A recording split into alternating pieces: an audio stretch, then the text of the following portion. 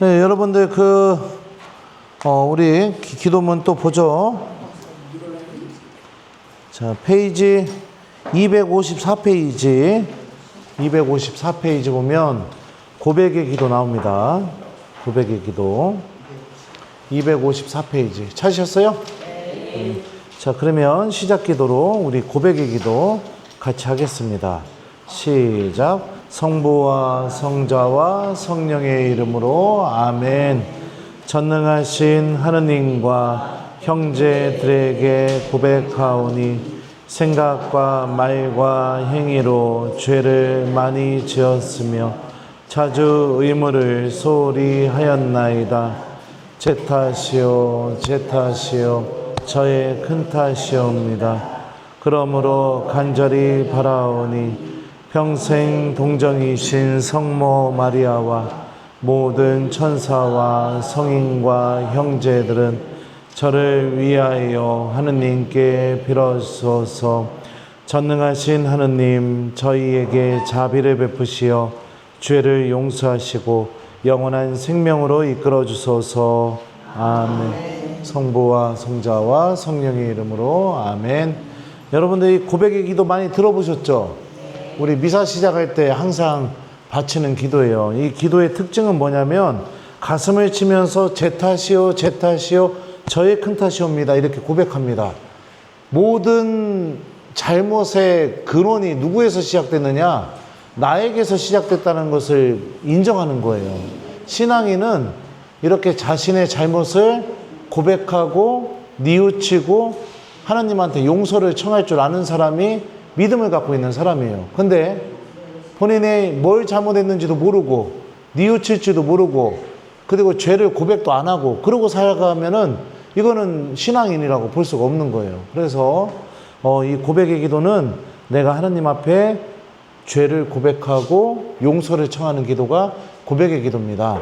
보면은 이 고백의 기도로 미사 때 어떻게 바쳐지는지 보시면 형제자매 여러분, 거룩한 미사를 합당하게 거행하기 위하여 우리 죄를 반성합시다. 신부님이 이렇게 얘기해요. 그리고 나서 신부님이 시간을 좀 줘요. 그죠? 내가 오늘 하루 어떻게 살았나? 내가 무슨 말 하고 다녔나? 내가 남들한테 아프게 한 건 뭐 없나? 내 마음은 오늘 어땠나? 못된 마음 갖고 살았나? 착한 마음 갖고 살았나? 이런 걸 되돌아볼 수 있는 시간을 신부님이 줍니다. 그리고 나서 신부님이 전능하신 하느님과 하면은 이제 형제들에게 고백하오니 이러면서 같이 기도를 하면서 제 탓이요 제 탓이요 이렇게 얘기하죠. 그죠? 그리고 난 다음에 내 죄를 인정하고 나서 마지막에 저를 위하여 하느님께 빌어주소서 이렇게 청해요. 그러니까 저는 죄인이니 성모님과 많은 성인들과 그 다음에 천사들이요 이렇게 불쌍한 죄인인 나를 위해서 함께 빌어주세요. 하느님한테 용서해달라고 이렇게 청합니다. 그러고 나서 마지막에 거기 보면 십자가 표시되어 있는 거 있죠? 전능하신 하느님, 저희에게 자비를 베푸시어 저희 죄를 용서하시고 영원한 생명으로 이끌어 주소서. 이 부분은 사제경입니다. 죄를 용서해 주는 기도문이에요. 그래서 신부님이 미사 때 이 부분을 읽어주게 될 때 실제로 죄가 용서를 받게 됩니다. 그러면 어떤 죄를 용서받느냐? 십계명에 해당되지 않는 죄들. 십계명에는 언급되진 않았지만 내가 살아가면서 크고 작은 죄들을 저지를 수도 있겠죠. 예를 들어서 마음속으로 저 자매 참 별로네 이런 생각할 수도 있죠. 근데 여기 십계명에는 저 자매 참 별로네 이런 조항은 없잖아요. 그죠? 십계명에 적혀 있진 않지만 내 마음을 불편하게 만드는 작은 죄들, 이런 죄를 소죄라고 합니다. 소죄. 작은 죄, 소죄. 이 소죄가 미사 때 신부님이 여기 십자가 표시되어 있는 부분 있잖아요. 전능하신 하느님, 저희에게 자비를 베푸시어 죄를 용서하시고 영원한 생명으로 이끌어 주소서. 이 부분을 신부님이 읽어 주실 때 이 죄가 다 용서를 받게 됩니다. 그러면은 이 십계명에 언급된 죄, 대죄라고 합니다. 대죄, 큰 죄. 이 죄는 어떻게 용서받아야 될까요? 이거는 여러분들이 세례를 받고 나서 나중에 고해소에 오셔서 신부님한테 내가 이런 죄를 저질렀다고 직접 고백하고 고해성사를 통해서 죄를 용서를 받을 수 있어요. 그러니까 그러면 우리가 또 생각해 볼 수 있죠. 그러면 미사는 언제 와야 될까요? 아무리 바쁘더라도 제 탓이요 하는 이 고백의 기도 전에는 들어야죠. 그죠? 왜냐하면 내가 죄를 싹 용서받고 깨끗한 마음으로 미사를 시작할 수 있으니까요. 그래서 미사는 여러분들 일찍 오는 거예요. 그러니까 미사가 10시면 몇 시까지 와야 될까요? 1번 9시 30분, 2번 9시 50분, 3번 9시 59분, 4번 10시 5분, 5번 10시 20분, 6번 10시 50분. 자, 몇 번일까요? 맞아요. 30분 전에 와야죠. 옛날에 여러분들 다 중매 결혼했슈? 연애 결혼 안 해봤슈? 네, 그러면 그걸 모르겠네. 나는 중학생 때 여자도 좀 세게 봤는데 여자애랑 10시에 만나기로 약속했으면 항상 3, 40분 전에는 먼저 나가가지고 그 떡볶이집이나 서점이나 거기서 계속 걔 올 때까지 이렇게 시계 보면서 기다리고 그랬는데, 예. 그게 원래 사랑하는 마음이 있으면은 먼저 나와서 내가 기다리고 맞이할 준비를 하게 돼 있어요. 그죠? 예. 그런 것처럼 내가 미사에 일찍 오는 마음이 생기는 거는 하느님을 사랑하는 마음이 있을 때 가능해지는 거예요. 근데 예를 들어서 여러분들이 나중에 세례받고 나서 미사를 막 10시 미사인데 9시 59분에 들어간다거나 이러면은 무엇을 잃어버린 걸까요? 하느님을 사랑하는 마음을 잃어버린 거예요. 네. 사랑하고 있으면 그렇잖아요. 아무리 바쁘더라도 내가 사랑하는 사람 만나려고 하면 전에 약속 안 잡잖아요. 그죠? 네. 중요하니까. 네. 그런 겁니다. 그래서 절대로 사랑을 잃어버리는 신앙인이 되지 마세요. 고백의 기도 아주 중요한 기도입니다. 그러니까 고해성사 보기 전에도 여러분들이 꼭 해야 될 기도 중에 하나예요. 그냥 나 뭐 잘못했지 이러고선 들어와가지고 성사 보는 게 아니라 내가 먼저 일찍 성당에 와서 하느님한테 잘못한 거를 생각을 하고 이 고백의 기도를 바치고 내 가슴을 치면서 내가 잘못했다고, 그리고 성인들과 성모님과 천사들에게 나를 위해서 기도해달라고 빌어달라고 이렇게 청하고, 그리고서 고해소에 들어와야 되는 겁니다. 그러니까 나중에 고해성사 배우게 될 때 또 이렇게 여러분들 또 배우게 될 거예요. 자, 그러면 이번 시간에는 창조주 하느님 해서 제7과 63페이지를 배우게 될 겁니다. 63페이지 창조주 하느님. 그 성경이 있으면 참 좋은데 여러분들 지금 성경이 다 없는 것 같아서 제가 좀 읽어주면서 이야기를 교리 내용을 좀 가르쳐 줄게요. 자, 창세기 1장에 보게 되면 하느님께서 세상을 어떻게 창조하셨는지 이 성경에서 이렇게 나와 있습니다. 제가 읽어드릴게요. 한처음에 하느님께서 하늘과 땅을 창조하셨다. 땅은 아직 꼴을 갖추지 못하고 비어 있었는데 어둠이 시면을 덮고 하느님의 영이 그 무리를 감돌고 있었다. 하느님께서 말씀하시기를 빛이 생겨라 하시자 빛이 생겼다. 하느님께서 보시니 그 빛이 좋았다. 하느님께서는 빛과 어둠을 가르시어 빛을 낮이라 부르시고 어둠을 밤이라 부르셨다. 저녁이 되고 아침이 되니 첫날이 지났다. 자, 첫째 날 하느님이 뭐를 창조하셨어요? 빛을 창조하시고 낮과 밤을 만드셨습니다. 첫째 날. 자, 또 보죠. 둘째 날 어떤 일이 벌어지는지요? 자, 오디오. 네. 하느님께서 말씀하셨다. 물 한가운데 궁창이 생겨 물과 물 사이를 갈라놓아라. 하느님께서 이렇게 궁창을 만들어 궁창 아래에 있는 물과 궁창 위에 있는 물을 가르시자 그대로 되었다. 하느님께서는 궁창을 하늘이라 부르셨다. 저녁이 되고 아침이 되니 이튿날이 지났다. 자, 둘째 날 뭐를 만드셨어요? 하늘을 만드셨습니다. 그 다음에 또 보죠. 하느님께서 말씀하시기를 하늘 아래에 있는 물은 한 곳으로 모여 묻이 드러나라 하시자 그대로 되었다. 하느님께서 묻을 땅이라 물이 모인 곳을 바다라 부르셨다. 하느님께서 보시니 좋았다. 하느님께서 말씀하시기를 땅은 푸른 싹이 돋게 하여라. 씨는 씨를 맺는 풀과 씨 있는 과일 나무를 제 종류대로 땅 위에 돋게 하여라 하시자 그대로 되었다.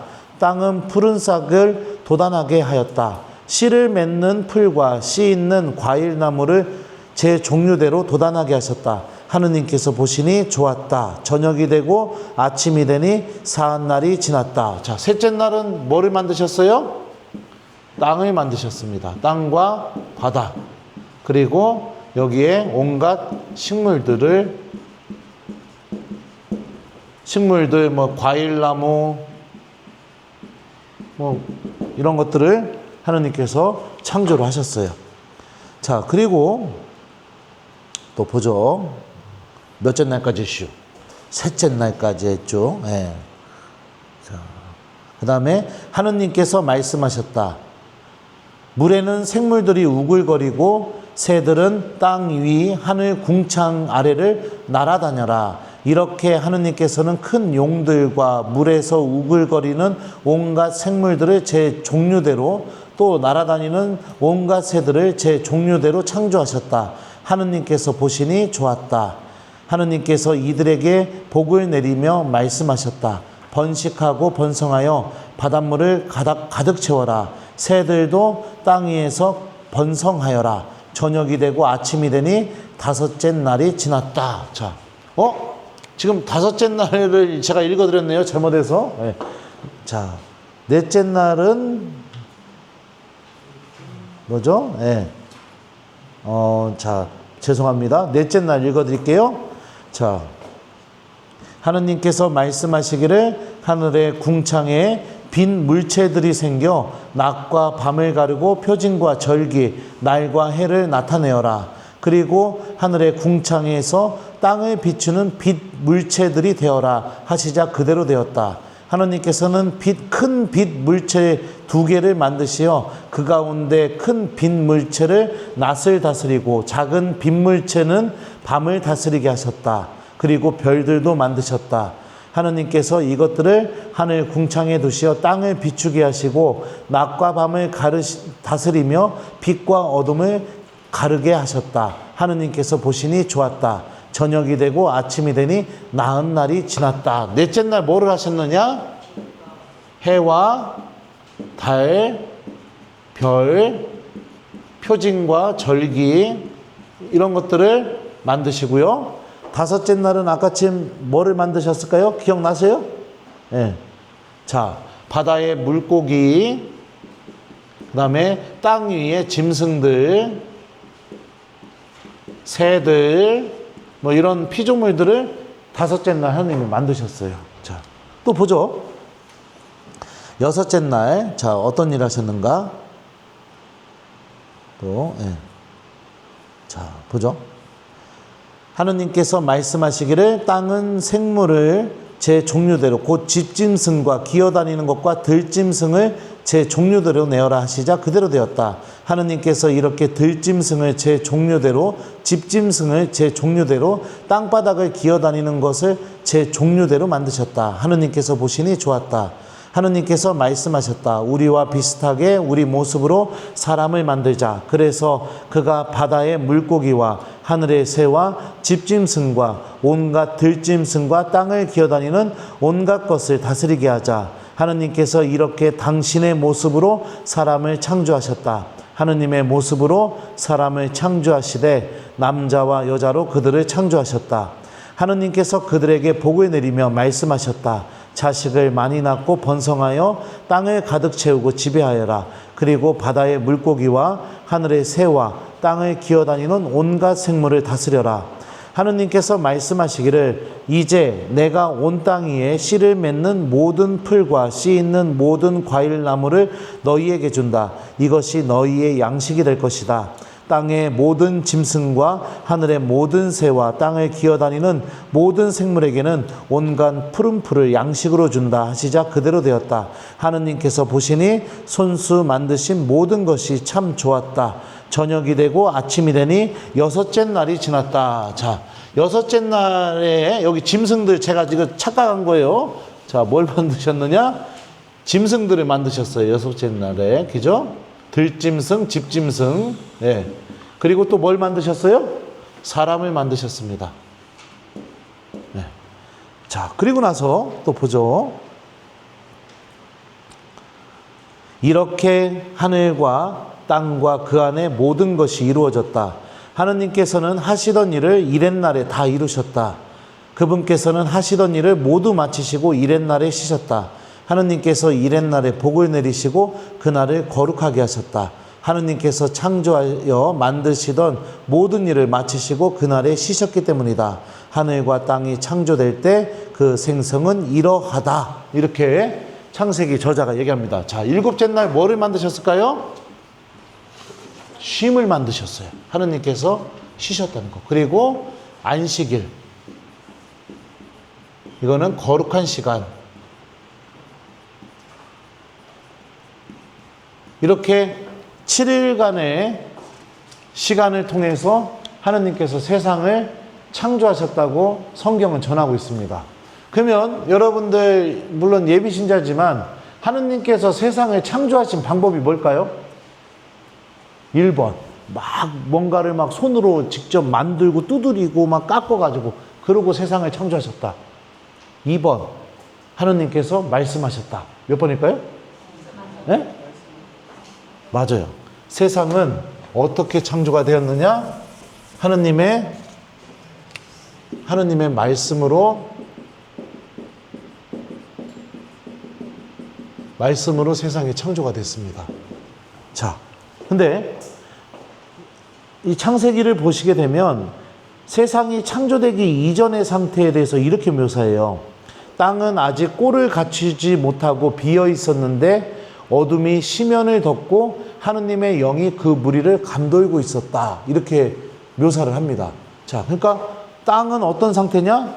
꼴을 갖추지 못하고 있었어요. 꼴이 없었고, 그 다음에 두 번째는 비어 있었습니다. 그 다음에 세 번째는 어둠이 덮고 있었어요. 이게 창조되기 이전의 상태입니다. 창조되기 이전의 상태. 그런데 꼴도 없고 비어있고 어둠 속에 있었던 이 상태에서 제일 먼저 첫째 날 하느님이 어떻게 하셨죠? 빛이 생겨라 하면서 하느님의 말씀이 들려지기 시작하게 됩니다. 7일 동안 7번에 걸쳐서 하느님의 말씀이 꼴도 없고 비어있고 어둠 속에 있던 이 세상에 들려지기 시작하게 되자 어떤 일이 생기게 돼요? 빛이 생기면서 점점 사람이 살 수 있는 상태로 바뀌게 됩니다. 사람이 살 수 있는 상태로. 그러니까 여러분들 특히 이 성경을 읽으실 때 주의해야 될 게 뭐냐면 여기에 쓰여진 그대로 다 이게 이렇게 받아들이시면 안 돼요. 그러니까 이 메시지를 통해서 성경이 어떤 이야기를 건네고 싶은지 이거를 찾아내는 게 중요한 겁니다. 자, 꼴이 갖추지 않았다는 것은 무엇이냐면 질서가 잡혀 있지 않았다는 거예요. 비어 있었다는 것은 공허 속에 있었다는 것을 의미합니다. 그리고 어둠 속에 있다는 것은 말 그대로 어둠 속에 있었던 거예요. 아무것도 볼 수 없는 그런 상태죠. 우리도 삶을 살아갈 때 보면은요, 내가 모든 것을 다 갖추고 있음에도 불구하고 그런 느낌이 들 때가 있어요. 내 삶의 질서가 하나도 잡혀 있지 않고 뭐를 해도 마음이 공허하고 그리고 그냥 내 삶이 그냥 어둠 속에 있는 것처럼 느껴지는 그런 순간들이 있습니다. 그 왜 그러느냐? 내 안에 내가 지금 생명을 누릴 수 있는 생명의 질서가 하나도 잡혀 있지 않기 때문에 그렇습니다. 7번에 걸쳐서 세상은 하느님의 말씀으로 창조가 됐어요. 다시 말하면 하느님의 말씀이 세상에 들려지게 되자 어떤 일이 벌어져요? 질서가 잡히게 됩니다. 우리 여러분들 나중에 성경 구입하셔가지고 창세기 1장 한번 읽어보세요. 어둠과 꼴이 없고 비어있는 세상이 질서가 하나씩 잡히게 돼요. 그죠? 하느님의 말씀에 들리니까. 그 질서는 어떤 질서예요? 사람이 생명을 누릴 수 있는 질서입니다. 그리고 공허했던 세상이 하느님 말씀이 들리게 되니까 공허가 사라지게 돼요. 비어있는 게 사라지게 돼요. 어둠이었던 세상이 하느님 말씀이 들려지게 되니까 어둠이 사라지게 되는 거죠. 만약에 내 삶이 공허하고 그냥 뭘 해도 그냥 공허해요. 외롭고 삶의 질서가 하나도 잡혀있지 않고, 그리고 그냥 뭐를 해도 그냥 내가 어둠 속에 있는 것처럼 느껴지는 거, 거기서 빠져나올 수 있는 방법이 뭐냐? 하느님의 말씀입니다. 하느님의 말씀은 이렇게 우리 안에 생명의 질서를 잡아주게 됩니다. 생명의 질서를. 내가 하느님의 자녀로 기쁘게 살아갈 수 있게. 하느님은 이렇게 당신 말씀을 통해 세상을 창조하셨고, 또 말씀을 듣는 이들 안에서 새롭게 또 우리들의 삶을 계속해서 창조해 나가셔요. 제가 우리 본당 교우들한테는 얘기했었어요. 저기 로마에서 유학하게 될 때 이태리 말을 배워야 됐거든요. 그러니까 이태리로 유학을 갔으니까 이태리 말을 배워야 되는데, 선배 신부님들이 저한테 그러는 거예요. 어학당 가서 너 신부님이라고 절대 얘기하지 말라고. 그래서 왜 그래야 되느냐 그랬더니, 야 생각해봐라, 너 신부님이라고 하면 애들이 너 부담스러워서 너한테 말 걸어 주겠냐 그러는 거예요. 지금은 말을 배우는 시기니까 신부님이라고 굳이 얘기할 필요가 없다. 그냥 애들하고 막 친하게 지내면서 빨리 말을 연습을 많이 해야 이태리어가 빨리 는다. 그래가지고선 어학당 다닐 때, 이태리 어학당 다닐 때 신부님이란 얘기를 안 했어요. 뭐 직업을 물어보지 않았으니까. 그러고서 이제 다니는데, 이제 뭐 2달, 3달, 4달 이렇게 다니다 보니까 반 친구들이랑 친해지게 되잖요. 그러다 보니까 그 외국 여학생 둘이서 저를 좋아하게 된 거예요. 신부님인 거 모르고. 그래갖고 막 저놓고 막 싸움도 나고 막 이런 일이 벌어졌어요, 교실에서. 근데 이제 한 여자아이가 시간이 좀 지난 다음에 밤 12시에 저한테 전화를 한 거예요. 자기 지금 클럽에서 춤추는 데서 놀고 있으니까 너도 빨리 와라. 그래갖고 제가 어떻게 할게요? 갔을까요? 안 갔을까요? 네? 신부님이니까. 가면 돼요? 안 돼요? 근데 난 가슈. 가가지고선 새벽 3시까지 그 금발머리 아가씨랑 막 이러고 춤추면서 막 노는 거예요, 막. 네? 그리고선 새벽 3시에 나와가지고서 이제 그 여학생 보내고, 야, 좀 이따 학교에서 보자.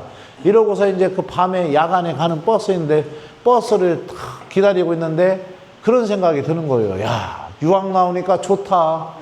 한국에 있는 여학생들은 나를 거들떠 보지도 않는데, 유럽 아가씨들은 나를 막 너무 좋아해 주는구나. 내가 한국보다 유럽에서 얼굴이 꽤 먹히나 보다. 막 이런 생각을 하고 있었죠. 그러다가 버스를 타고 이제 집으로 쭉 가고 있는데, 갑자기 성경 말씀이 생각나는 거예요. 생각하지도 못했는데. 그 말씀이 뭐냐면, 너 어디에 있느냐, 이 말씀이에요. 이 아담이 이따가 볼 거예요. 죄를 저질렀을 때 나무 그늘 속에 숨어 있었거든요. 그랬더니 하느님이 아담을 찾으면서 너 어디에 있느냐 이렇게 말씀하셨는데, 그 말씀이 그냥 갑자기 생각이 나는 거예요. 버스 타고 가고 있는데. 그러니까 마음이 되게 불편했어요. 그리고 집에 와서 이제 막 땀을 많이 흘렸으니까 막 샤워하면서 샤워하고 빨리 자야지, 몇 시간 못 자는데 학교 가야 되는데, 이러고서 샤워하고 있는데 아까 그 말씀이 또 생각나는 거예요. 너 어디에 있느냐. 양치하는데도 너 어디에 있느냐. 그리고선 침대에 누워서 이제 자려고 하는데 또 생각나는 거예요. 너 어디에 있느냐. 그래가지고 하느님한테 너무 미안해가지고 그날 잠을 한숨도 못 잤어요.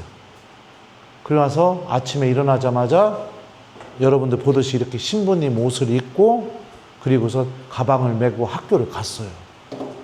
갔더니 저희 반이 난리가 난 거예요. 제가 신부님인 거 전혀 모르고 있다가 신부님 옷을 입고 왔으니까 학생들이 막. 그래가지고선 저한테 한 남학생이 쳐다오더니 제 옷을 막 이렇게 흔들면서 막 웃으면서 그런 거예요. 너 이 옷 어디서 돈 줘서 사 입었냐고. 그래서 왜? 그랬더니 이거 신부님들만 입는 옷이야. 너 이거 빨리 벗어. 그러는 거예요. 그래갖고 나 신부님이야. 그랬더니 애들이 안 믿는 거예요. 그래서 성직자 신분증이라고 있거든요. 앞면은 한글로 써 있고 뒷면은 영어로 써 있는데, 그걸 꺼내서 보여줬더니 애들이 막 다 깜짝 놀란 거예요. 그때 그 저랑 새벽 3시까지 춤췄던 그 여학생이 망연자실 하면서 저를 쳐다봤던 그 눈빛이 아직도 생생해요. 그 수업 끝나고 나서 반 아이들 다 데리고선 제가 사는 기숙사로 데리고 와서 그 신부님들 사는 기숙사거든요. 거기에 성당이 있어요. 그 기숙사 성당에서 그 아이들 앉혀놓고 이태리 말로 같이 미사하고 그리고 나서 걔네들 저녁 사줘서 이렇게 보냈던 적이 있어요. 하느님의 말씀이 들리지 않을 때는 신부님으로서 살아야 할 질서가 잡히지 않아서 밤 늦은 시간에 아가씨랑 춤추러 간 거예요. 갔던 이유가 뭐예요? 마음이 공허하니까. 그러니까 내 삶이 어떻게 돼요? 어둠 속에 있는 거죠. 근데 갑자기 너 어디 있느냐? 이 말씀이 들리니까 내가 신부님으로 무엇을 선택하면서 살아야 행복한지가 명확하게 질서가 잡힌 거죠. 그러니까 신부님 옷을 입고 아이들한테 나 신부님이라고 밝혀준 거죠. 그러니까 내가 하느님을 붙잡고 살아야 되는구나. 이걸 깨닫게 되니까 제 마음의 공허가 다시 사라지게 되죠. 빛이 생기게 되죠. 어둠이 사라지게 되죠. 이렇게 하느님의 말씀은 우리들 안에서 질서를 잡아줍니다. 내가 생명을 누릴 수 있는 질서. 그래서 하느님의 창조는 저 옛날 한 번 이루어진 게 아니라 말씀을 듣는 이들 안에서 매일매일 새롭게 창조가 일어나게 되는 거예요. 이 7일간의 창조를 통해서 하느님이 질서를 잡아주신 것처럼 말씀을 듣는 이들 안에서 생명의 질서가 잡히고 공허함이 사라지고 어둠이 사라지게 해주십니다. 하느님은 이렇게 창조하시는 분이세요. 그래서 우리가 이번 시간에 배우는 게 창조주 하느님이십니다. 그래서 여기 창세기 제가 좀 읽어줬지만 여기 보면은 여기에 하느님이 창조하지 않은 것들도 있어요. 언급이 안 된 것들. 예를 들면은 뭐 저기 뭐예요? 물. 예. 아니 그쵸? 아니 저기 뭐 물, 땅 뭐 이런 거는 저기 뭐예요? 언급이 안 돼 있어요. 그러면 예를 들어서 신부님 그러면 여기에는 뭐 물은 창조하셨다는 말이 없으니까 그럼 물은 하느님이 안 만드신 겁니까? 아니에요. 여러분들 성경이 글로 쓰여지게 된 게 기원 전에 쓰여졌습니다.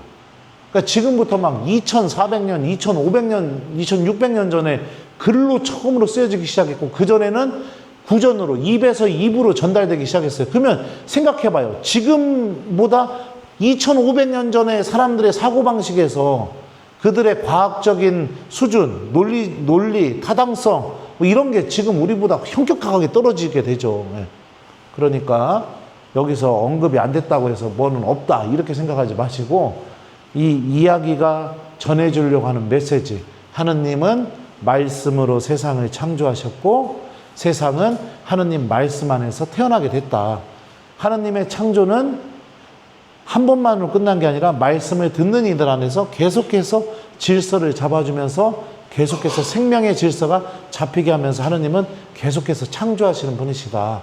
이렇게 기억하셨으면 좋겠어요. 두 번째, 하느님이 사람을 창조하실 때 어떻게 창조하셨어요?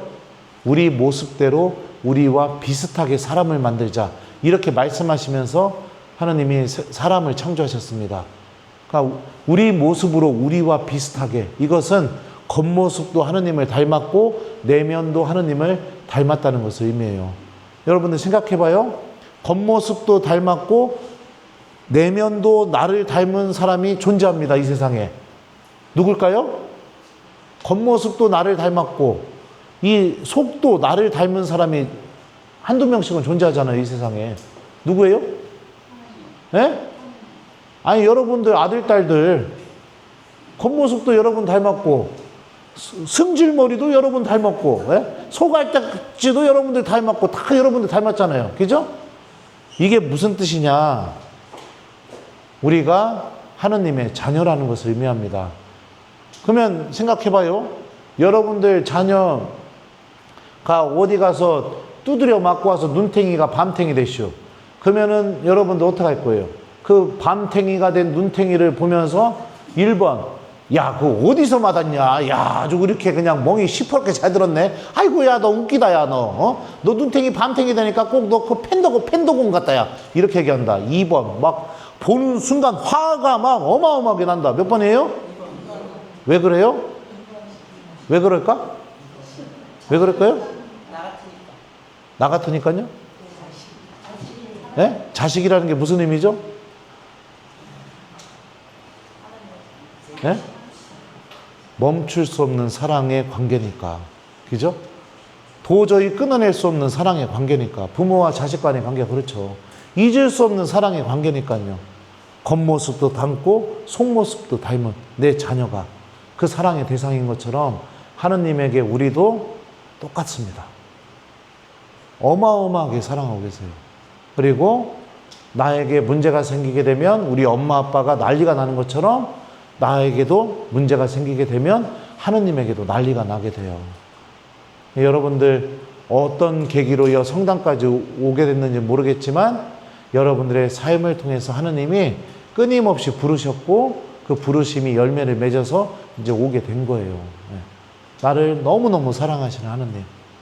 그래서 바오로 사도는 에페소서라는 편지에서 뭐라고 얘기했냐면 우리들을 가리켰어요. 우리는 하느님의 작품입니다. 이렇게 얘기했어요. 작품이 뭘까요? 이거 작품이에요? 이거 작품이라고 불러요? 네? 이거 작품이라고 불러요? 아니면 이거 작품이라고 해요? 그러면요? 이거는 작품이라고 하나요? 작품은 뭐죠? 뭐를 작품이라고 할까요? 딱 보면 오 작품이네 딱. 보통 뭐를 작품이라고 할까요? 이 세상에 하나밖에 없는 것. 그리고 그 작품을 만든 사람의 모든 열정과 애정이 그 안에 다 들어가 있는 것. 그런 걸 보통 작품이라고 합니다. 예를 들면 모나리자 그림. 이거는 하나밖에 없죠. 그리고 모나리자를 그린 다빈치인가요? 다빈치의 모든 열정이 그 안에 다 들어가 있죠. 작품. 그죠? 작품보다 조금 덜한 걸 뭐라고 할까요? 명품. 명품보다 좀 떨어지는 거? 짝퉁. 짝퉁보다 더 떨어지는 거? 제품. 뭐 그렇죠. 자, 이거의 특징은 뭐예요? 공장에서 찍어낸 거예요. 디자인은 뭐 유명한 사람이 했을지 모르지만 결국에는 공장에서 다 찍어낸 거예요. 똑같이. 그죠? 네. 제품은 더 많이 찍어낸 거고 짝퉁은 이거 뺏긴 거고 명품은 찍어낸 숫자가 좀 적긴 해요. 하지만 공통점은 뭐예요? 공장에서 획일적으로 다 찍어낸 거예요. 작품은 찍어낸 게 아니에요. 이 세상에 하나밖에 없는 모든 애정이 다 담겨있는 게 작품인 거죠. 네. 여러분들이 하나하나가 하느님의 작품입니다. 여러분들 마음 안에 하느님의 빛이 다 담겨져 있어요. 그리고 그 빛은 이 하느님의 말씀을 만나게 될 때 빛을 드러내기 시작하게 될 거예요. 그러니까 내 삶이 형편이 별로 안 좋다고 해서 내가 못 배웠다고 해서 내가 좀 뭐 얼굴이 막 나이 먹어서 막 쭈글쭈글해졌다고 해서 내가 좀 남들보다 좀 없이 산다고 해서 쫄지 마세요. 하느님의 작품이에요. 그럼에도 불구하고 여러분들이 믿음으로 하느님 말씀을 받아들이게 되면 여러분들의 삶 안에서 하느님의 빛이 드러나게 됩니다.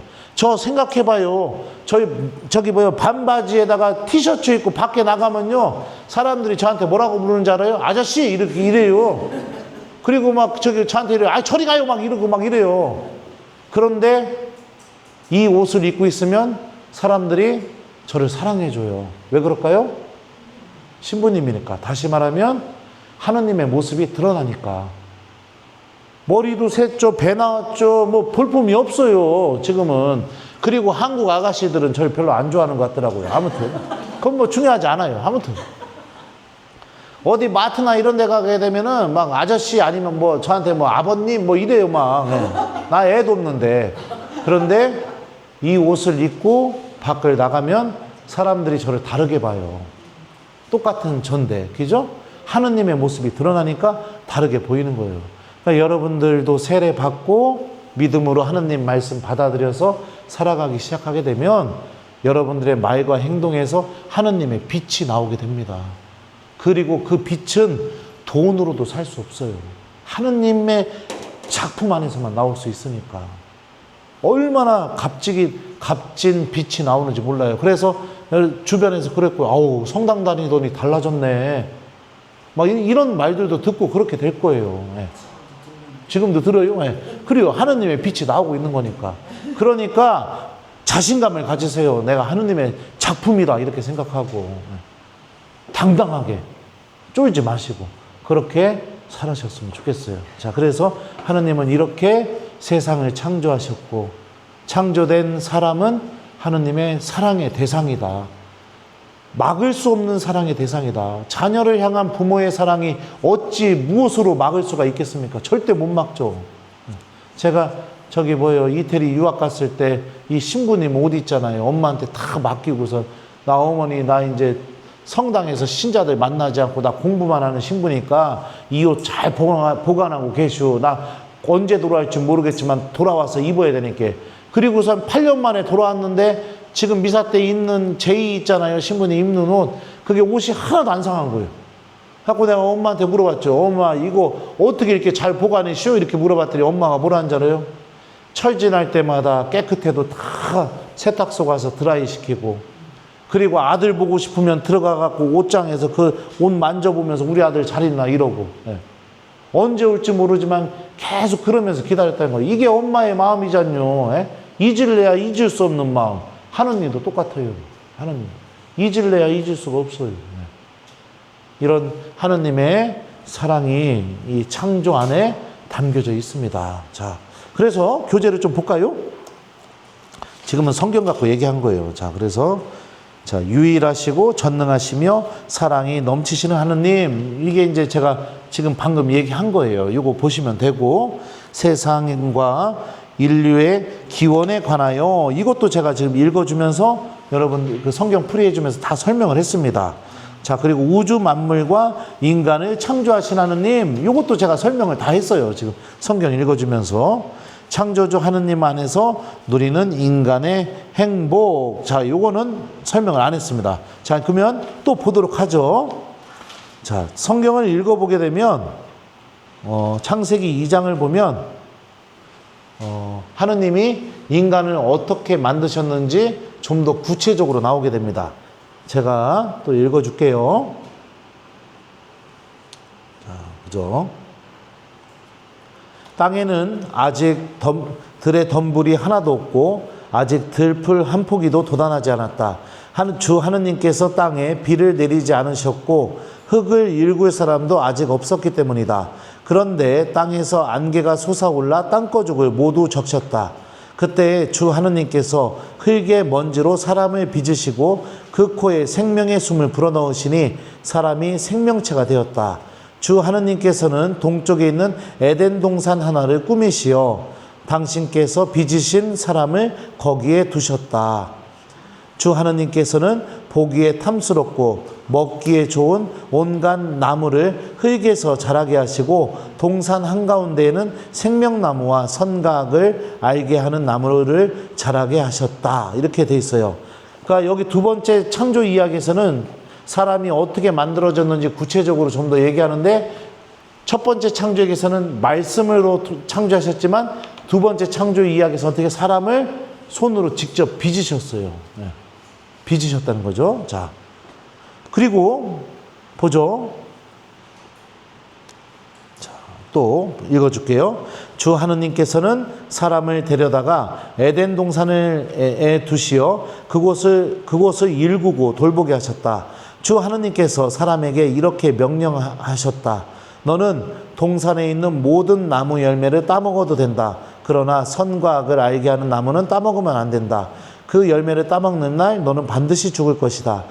주 하느님께서 말씀하셨다. 사람이 혼자 있는 것이 좋지 않으니 그에게 알맞은 협력자를 만들어주겠다.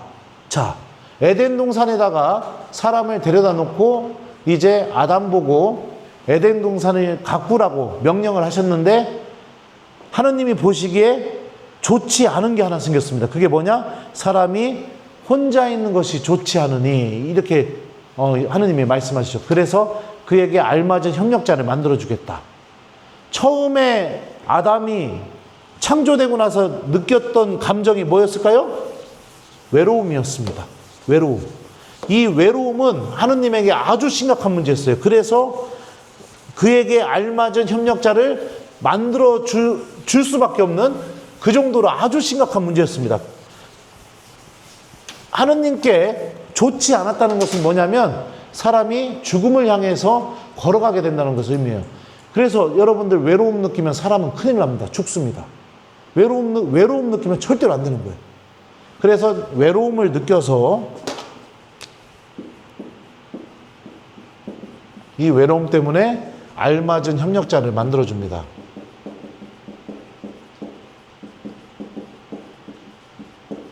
그래서 하나님이 처음으로 만들어주는 게 뭐냐면 동물들을 막 만들어줘요. 그런데 하나님이 만들어준 동물들을 아담이 부르는 대로 이름이 붙여지게 되거든요. 두 번째 창조 이야기에서. 그런데 뭐라고 얘기하느냐? 아담은 하느님께서 만들어주신 이 동물들 사이에서 알맞은 협력자를 찾지 못하게 됩니다. 그러니까 동물들은 알맞은 협력자가 아닌 거예요. 그리고 나서 하느님이 어떻게 했느냐? 아담을 잠재우고 나서 아담의 갈비뼈에서, 옆구리에서 갈비뼈를 하나 꺼내가지고 그 갈비뼈로 여자를 만들어줍니다. 그게 하와예요. 하와를 만들어주니까 여자죠. 아담이 하와를 보면서 감탄을 합니다. 막 너무너무 기뻐해요. 그러니까 알맞은 협력자를 찾은 거죠. 이 알맞은 협력자. 자, 근데 참 신기한 게 뭐냐면 이 알맞은 협력자, 히브리 말로 이렇게 써요.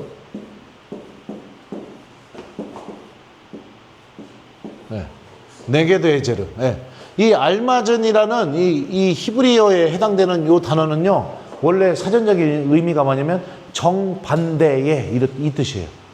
그리고 협력자를 의미하는 이 히브리 말은요, 도움, 힘 이런 거예요. 그러니까 직역하면 정반대의 힘, 정반대의 도움, 이런 의미를 갖고 있어요. 그러면 이게 뭔 뜻이냐? 알맞은 협력자라는 게 생각하는 것도 정반대, 식성도 정반대, 생긴 것도 정반대, 취미도 정반대, 좋아하는 것도 정반대, 하나부터 열까지 나랑 어쩜 하나도 맞지 않는 사람, 알맞은 협력자예요. 정반대, 모든 게 다 정반대. 그게 알맞은 협력자예요. 그럼 여러분들 신랑 만났을 때 생각해봐요. 여러분들이랑 똑같았어요? 다 달랐어요. 하나부터 열까지. 근데 처음에 막 그게 너무너무 좋잖아요. 막 그 다른 게 막. 아, 이 사람 생각이 이렇게 하는구나. 아, 이 사람이 이걸 좋아하는구나. 아, 이 사람이 이걸 맛있게 먹는구나. 막 얼마나 기뻐요. 막 그런 거 알아나가는 게. 그죠? 지금도 그래요? 그러니까 하나부터 나랑 정반대의 모습을 갖고 있는데 그게 나에게 도움이 되고 힘이 되는 존재. 그게 알맞은 협력자라는 겁니다. 그러면은 왜 지금은 나랑 정반대의 모습이 된 게 싫어질까요?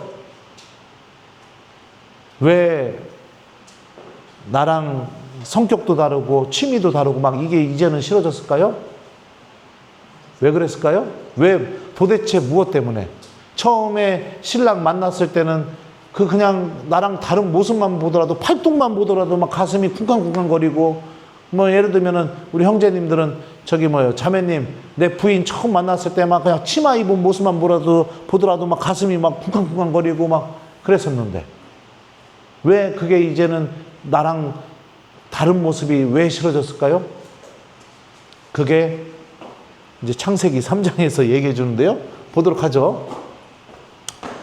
태초에 사람이 이제 처음으로 죄를 저지르게 돼요. 자, 3장을 좀 읽어드리겠습니다. 뱀은 주 하느님께서 만드신 모든 들짐승 가운데에서 가장 간교하였다. 그 뱀이 여자에게 물었다. 하느님께서 너희는 동산에 어떤 나무에서든지 열매를 따먹어서는 안 된다고 말씀하셨다는데 정말이냐? 여자가 뱀에게 대답하였다. 우리는 동산에 있는 나무 열매를 먹어도 된다. 그러나 동산 한가운데 있는 나무 열매만은 너희가 죽지 않으려거든 먹지도 만지지도 마라 하고 하느님께서 말씀하셨다. 그러자 뱀이 여자에게 말하였다. 너희는 결코 죽지 않는다. 너희가 그것을 먹는 날 너희 눈이 열려 하느님처럼 되어서 선과 악을 알게 될 줄을 하느님께서 아시고 그렇게 말씀하신 것이다. 여자가 쳐다보니 그 나무 열매는 먹음직하고 소담스러워 보였다. 그뿐만 아니라 그것은 슬기롭게 해줄 것처럼 탐스러웠다. 그래서 여자가 열매 하나를 따서 먹고 자기와 함께 있는 남편에게도 주자 그도 그것을 먹었다. 그러자 그 둘은 눈이 열려 자기들이 알몸인 것을 알고 무화과 나무잎을 엮어서 두렁이를 만들어 입었다. 그들은 주 하느님께서 저녁 산들바람 속에 동산을 거니시는 소리를 들었다. 사람과 그 아내는 주 하느님 앞을 피하여 동산 나무 사이에 숨었다. 여기까지 먼저 읽어줄게요. 동산 한가운데, 에덴 동산 한가운데 나무가 한 그루 있었어요. 이게 그 유명한 선악과예요. 이 나무 열매를 먹게 되면 선과 악을 내가 구분하게 돼요. 자, 근데 하느님은 아담과 하와에게 동산에 있는 모든 나무 열매 다 먹어도 되지만 이거는 먹지 말라고 말씀하셨어요. 네. 이거 먹으면 죽게 된다고. 자, 그래서 뱀이 하와에게 대화를 합니다. 하느님이 뱀이 어떻게 얘기하냐면 하느님 말씀을 왜곡해가지고 물어봐요. 동산에 있는 나무 열매 다 먹지 말라고 했지. 그랬더니 하와가 뭐라고 하냐. 아니다. 다 먹어도 되는데 이것만은 먹지도 만지지도 말라고 하셨다. 이렇게 얘기해요. 처음에 하와가 어떻게 하느냐? 선악과를 먹어서는 안 되는 과일로 인식하고 있었습니다. 왜 그랬을까요? 왜 하와는 이 선악과를 절대로 먹으면 안 된다고 생각했을까요? 네? 하느님께서 먹지 말라고 말씀하셨으니까. 다시 말하면 하느님의 말씀이 하와의 생각과 마음속에 있었으니까. 근데 뱀하고 대화를 해요. 대화하고 난 뒤에 뱀이 이렇게 얘기해요. 아니요, 먹어도 돼요. 절대 안 주고. 이거 먹으면 니들이 하느님처럼 될 줄 알고 하느님이 먹지 말라고 한 거예요. 이 소리를 딱 듣자마자 하와 안에서 변화가 일어나게 돼요. 그 변화를 제가 읽어줄게요.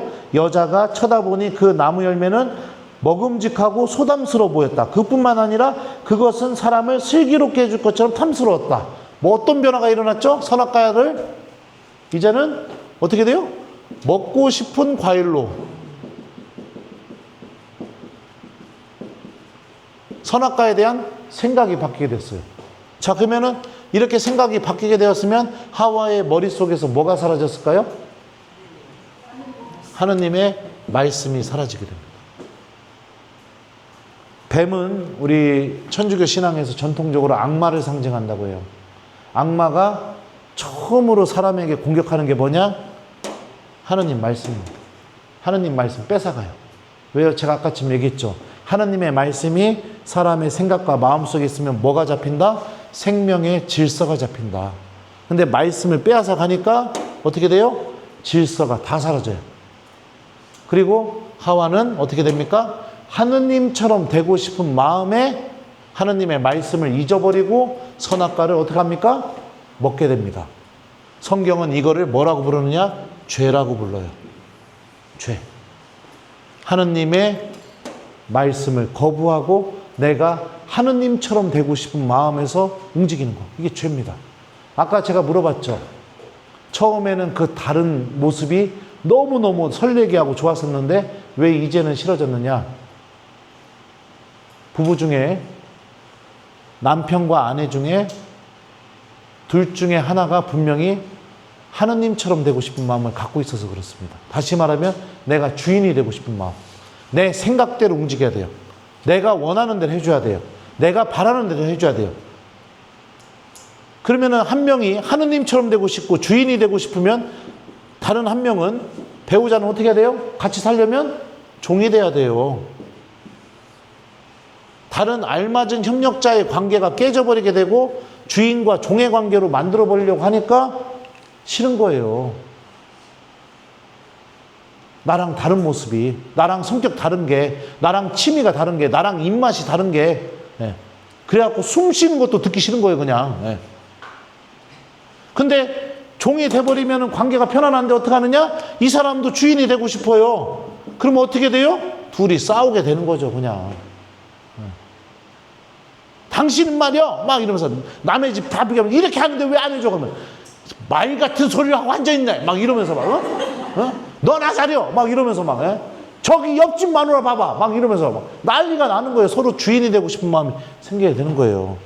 모든 죄의 씨앗, 모든 불행의 시작, 모든 죄의 시작은 어디에서 시작되느냐? 하와가 선악과를 따먹으려고 했던 마음, 다시 말하면 하느님처럼 되고 싶은 마음, 내가 하느님이 돼서 아무도 나를 컨트롤하지 못하고 내가 원하는 대로 다 하고 싶은 마음, 다시 말하면 주인이 되고 싶은 마음, 거기에서 모든 갈등, 죄, 그 상처, 아픔, 이게 다 시작이 되게 되는 겁니다. 왜 이런 마음이 생기느냐? 하느님의 말씀이 내 생각과 마음속에 없으니까 이렇게 되는 거예요. 자, 그리고 나서 아담과 하와가 선악과를 따먹고, 다시 말하면 죄를 저질렀어요. 저지르고 나서 제일 먼저 한 행동이 뭐였죠? 나뭇잎으로 옷을 만들어 입었어요. 그전에는 아담과 하와는 알몸이었습니다. 그러면 여러분들 생각해봐요. 지금까지 누구한테 여러분들 알몸 보여줬시오? 네? 질문이 좀 그런가? 아니, 지금까지 누구한테 여러분들 알몸을 보여줬냐고요? 예? 여러분들 자녀들, 그죠? 또 부모님, 또 남편, 또 있으면 큰일 나요. 부모님, 남편, 예, 자녀, 공통점이 뭐죠? 부모님, 배우자, 자녀. 이 세 사람의 공통점이 뭐예요? 사랑하는 사람. 사람은 정말로 사랑하게 되면 자기 알몸을 보여주게 돼 있습니다. 근데 알몸을 보여주기 싫어졌다는 건 뭐예요? 사랑이 없어졌다는 것을 의미해요. 그래서 죄는 우리들 마음 안에서 무엇을 빼앗아 가느냐? 하느님에 대한 사랑을 빼앗아 가버려요. 하느님을 더 이상 사랑하지 않게 돼요. 사랑하지 않으면 어떻게 돼요? 같이 있고 싶지가 않아요. 그러니까 기도가 사라져요. 죄 지으면 제일 먼저 사라지는 게 기도입니다. 하느님하고 함께하고 싶지가 않아요. 사랑하지 않으니까 같이 있고 싶지가 않은 거예요. 대화하기도 싫어요. 그 사람 말하는 거 듣기도 싫어요. 그 다음에 사라지는 게 하느님 말씀이에요. 그리고 어떻게 돼요? 미사도 사라져요. 미사 오는 것도 사라져요. 그냥 연쇄적으로 쭉 이렇게 나타납니다. 막 사랑하지 않으니까 그냥 같이 있고 싶지 않은 거예요. 그러면 이 상태로 쭉 나가게 되면 어떻게 되느냐? 아까 창조 이전의 상태. 질서도 없고 공허하고 외롭고 그냥 어둠 속에 있는 내 영혼이 그런 상태로 그냥 머물게 되는 거예요. 이게 죄가 갖고 있는 힘입니다. 힘. 그리고 두 번째로 옷을 만들어 입은 다음에 아담과 하와가 어떻게 했느냐? 하느님을 피해서 나무 그늘 속에 숨었잖아요. 그죠? 죄가 갖고 있는 두 번째 힘이 무엇이냐? 자꾸 숨기게 만들어요. 큰 죄일수록 거짓말하면서 계속 숨겨요. 솔직하게 고백하지 않아요. 계속 숨깁니다. 그러면은 여러분들 생각해봐요. 두 사람의 관계가 있는데 한 사람이 계속 뭘 숨기고 거짓말하고 있어요. 둘이 사랑할 수 있어요, 없어요? 안 돼요, 사랑이. 이렇게 된다고요. 이게 죄가 갖고 있는 힘이에요. 센 죄를 저지르면 저지를수록 절대 내 입 밖으로 내지 않게 만들어요. 계속 숨기게 만듭니다. 그러면서 하나님 앞에서 숨게 만드는 그런 일들이 벌어지게 하죠. 그런데도 하느님께서는 어떻게 하느냐? 아담과 하와를 찾으셔서 그들이 잘못한 것에 대한 명확한 심판을 하세요. 여러분들도 그렇잖아요. 자녀들 잘못했는데 그냥 넘어가는 게 어디 있어요? 저희 엄마는 제가 옛날에 저기 돈 훔쳤다 걸려가지고선 회초리로 그냥 빗자루로 그냥 두드려 패치로 나를 그냥 빗자루로 쳐맞았어요. 잘못한 걸 했을 때 당연히 하느님은 심판하시죠. 근데 심판만 하시느냐? 그게 아니에요. 아담과 하와한테 가죽옷을 만들어서 하느님이 직접 입혀줘요. 죄인들을 혼내기도 하시지만 그 혼내는 것에서 끝나는 게 아니라 더 사랑을 담아서 죄인들을 보호해 주시고 그들을 떠나지 않으시는 그 하느님의 모습이 드러나게 됩니다. 이게 이 창조주 하느님의 모습이에요. 자, 그래서 여기 보면은요, 교재 보면 66페이지 창조주 하느님 안에서 누리는 인간의 행복, 요것도 제가 설명했고요. 하느님 뜻을 거스른 인간, 요것도 설명을 했습니다. 그리고 하느님을 떠난 인간의 처지, 이것도 설명을 했어요. 자, 그리고 자, 하느님의 구원 약속, 요거 그다음에 요 두 개 말씀드려야 되는데, 요것도 하느님께서 제가 얘기했잖아요. 인간에게 가죽옷을 입혀주시고, 그리고 인간을 구원하시겠다고. 그 뱀과 여자 사이에 서로 적개심을 줘서, 저기 뭐예요, 여기 부분에 보면 이렇게 나옵니다. 잠깐만요. 네. 뱀에게 했던 말이 있는데요. 요것만 읽어주고 이제 수업 끝낼게요. 나도 이제 힘들어요. 네. 근데 뭐 들을만 해요? 네. 재밌슈? 아, 다행이네요. 네. 자, 이거 하느님 이렇게 얘기해요. 나는 너와 뱀에게, 너와 그 여자 사이에, 내 후손과 여자의 후손 사이에 적개심을 일으키리니, 여자의 후손은 너의 머리에 상처를 입히고 너는 그의 발꿈치에 상처를 입히리라. 이렇게 말씀하시면서 구원을 약속해 주신 거죠. 여자의 후손은 누굴까요? 바로 성모 마리아. 성모 마리아를 통해서 태어나시게 되는 예수님. 뱀의 후손은 누굴까요? 악마. 이 사이에 적개심이 생기게 해서 결국에는 예수님이 승리하시게 된다. 우리를 구원으로 다시 인도해 주신다. 이런 약속을 하느님께서 여기서 해주고 계십니다. 그러니까 그렇잖아요. 만약에 내 자녀가 교도소에 갔으면 세상 모든 사람들은 내 자녀를 욕하지만, 네, 그 자녀의 어미만큼은 자녀를 욕할 수가 없죠. 어떻게 해요? 죄 지었음에도 불구하고 그 어미는 그 교도소에 면회 갈 겁니다. 내 자녀니까. 버릴 수가 없으니까. 마찬가지입니다. 아담과 하와가 죄를 저질렀다 하더라도 하느님은 인간을 버리시지 않으세요. 어떻게 해서든지 살려내고 구원하시려고 하는 게 이 하느님의 마음인 거죠. 이런 게 여기서 이렇게 다 드러나게 됩니다. 그래서 창조주 하느님에 대해서 우리가 한번 생각해 볼까요? 이제 정리하겠습니다. 첫 번째, 하느님 말씀으로 생명의 질서를 잡아주신 하느님. 그래서 하느님은 항상 당신 말씀으로 생명의 질서, 구원의 질서를 잡아주신다. 그죠? 그 다음에 두 번째, 인간을 사랑해 주시는 하느님. 어마어마하게 사랑하고 계시는 거예요. 부모가 자녀를 사랑하는 것 이상으로. 세 번째, 저기 뭐예요? 우리를 죄에서 용서해 주시고 구원해 주시는 하느님. 자, 그런 하느님의 모습이 그대로 드러나게 되죠. 자, 반대로 또 보죠. 하느님에 대해서 얘기해서, 창조주 하느님에 대해서 얘기한 거예요. 악마는 어떻게 할까요? 첫 번째, 하느님의 말씀을 빼앗아 간다. 우리 마음 안에서 하와가 하느님 말씀 잃어버리게 한 것처럼 빼앗아 가는 존재다. 그 다음에 두 번째, 모든 죄는 어떤 마음에서 시작되느냐? 하느님처럼 되고 싶은 마음. 이 마음 안에서 시작이 된다. 모든 죄의 근원, 원인은 이 하느님처럼 되고 싶은 마음. 내가 하느님처럼 되고 싶으니까 하느님 말씀도 필요 없는 거예요. 그냥 내 마음대로 하고 싶은 겁니다. 사람도 내 마음대로 다루고 싶은 거고, 모든 게 다 내 마음대로 되길 원하는 거예요. 주인이 되고 싶은 마음. 이거를 신학적으로 뭐라고 부르느냐? 모든 죄의 근원이라고 해서, 근원이 되는 죄 해서 원죄라고 얘기합니다. 원죄. 죄는 이렇습니다. 두 번째, 죄는 우리 안에서 하느님에 대한 사랑을 빼앗아 간다. 그죠? 세 번째, 죄는 우리가 자꾸 숨고 가리게 만든다. 하느님과의 관계가 다 끊어지게 만든다. 악마는 이런 죄를 이용해서 우리들을 하느님과 끊어놓으려고 한다. 자, 하지만 이런 선택을 우리가 해서 넘어졌다 하더라도 하느님은 우리를 용서해 주시고 구원을 약속해 주시고 우리를 절대로 버리지 않으신다. 이게 창조주 하느님의 모습인 거예요. 나를 창조하신 그 하느님의 마음.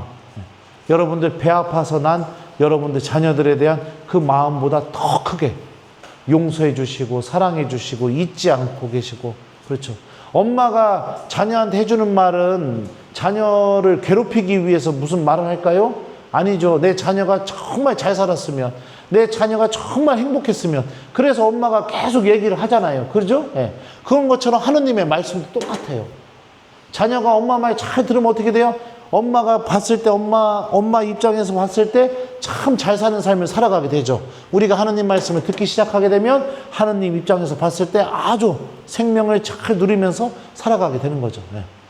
하느님은 그런 분이신 거예요. 네. 그래서 오늘 이 창조주 하느님에 대해서 길게 배우시느냐고 고생 많았슈. 그래요. 그래서 여러분들 교재에 나와 있는 내용들 지금까지 제가 이 강의를 통해서 설명을 다 해드렸습니다. 그래요. 자, 그러면 다음 시간에 우리 그 다음 과를 또 배워보도록 하겠습니다. 자, 그러면 마침 기도할까요? 자, 그래서 여기 보면은요, 여러분들 하느님 구원의 약속, 세상과 인간 구원의 역사, 이거는 제가 이미 이거를 다 설명을 해드렸어요. 자, 그럼 마침 기도 하도록 하겠습니다. 어렵거나 막 그러진 않았죠? 네, 그래요. 이제 천주교 신자가 되시면 이제 성경 공부도 본당에서 있으면 그때 꼭 오셔갖고 배우시고 그러시기 바래요. 알았죠? 네. 자, 그러면은 마침 기도는 우리 아까 했던 고백의 기도로 다시 한번 해볼게요. 우리가 제일 중요한 게 뭐냐면은 잘못했을 때 하느님한테 용서 청하고 죄를 고백할 줄 아는 용기가 필요해요. 그건 사람 사이의 관계에서도 마찬가지잖아요. 그죠? 미안해, 내가 잘못했어. 이 말 한마디를 해야 사람과 사람 사이 관계도 더욱더 돈독해지고 더욱더 깊어질 수 있는 것처럼 신앙생활도 마찬가지인 거예요. 하느님께 내 죄를 고백하고 용서 청하는 거. 이거를 여러분들이 절대로 주저해서는 안 되는 겁니다. 자, 고백 기도 해보겠습니다. 마침 기도입니다. 성부와 성자와 성령의 이름으로 아멘. 전능하신 하느님과 형제들에게 고백하오니 생각과 말과 행위로 죄를 많이 지었으며 자주 의무를 소홀히 하셨나이다.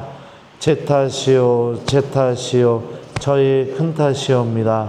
그러므로 간절히 바라오니 평생 동정이신 성모 마리아와 모든 천사와 성인과 형제들은 저를 위하여 하느님께 빌어주소서. 전능하신 하느님, 저희에게 자비를 베푸시어 죄를 용서하시고 영원한 생명으로 이끌어 주소서. 아멘. 성부와 성자와 성령의 이름으로 아멘. 자, 수고 많으셨습니다. 감사합니다.